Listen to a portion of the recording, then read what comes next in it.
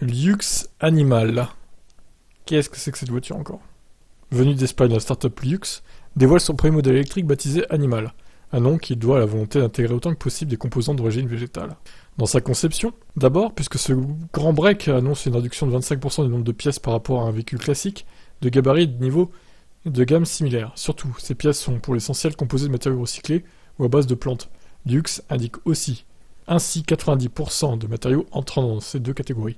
Dans les matières naturelles, on compte en particulier des biopolymères fabriqués à partir de fibres et de résine organique.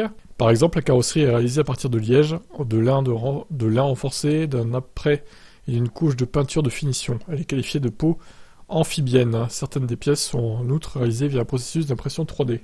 Bien entendu, l'intérieur est dominé par les indispensables grands écrans, sur lesquels on trouvera évidemment Android Automotive, un choix pas forcément toujours ergonomique, mais qui mène ici à plus de simplicité dans la conception et la réalisation.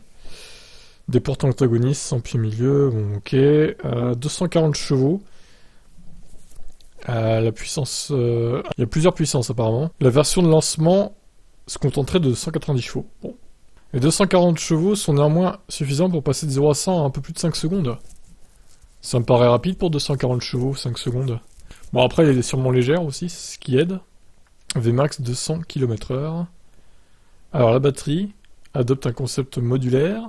On se rapproche du concept Evogo de KTL. La voiture peut ainsi embarquer jusqu'à 4 modules de 23 kWh chacun, ce qui donne au maximum 92 kWh. De quoi faire durer la vie de la voiture en remplaçant sa batterie, que ce soit en cas de défaut sur un module, de volonté de faire évoluer la technologie ou plus simplement pour adapter son autonomie à son usage. Avec 92 kWh, elle atteindrait 600 km.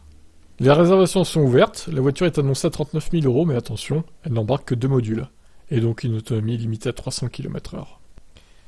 Livraison espérée au premier trimestre 2024, et pas 2023.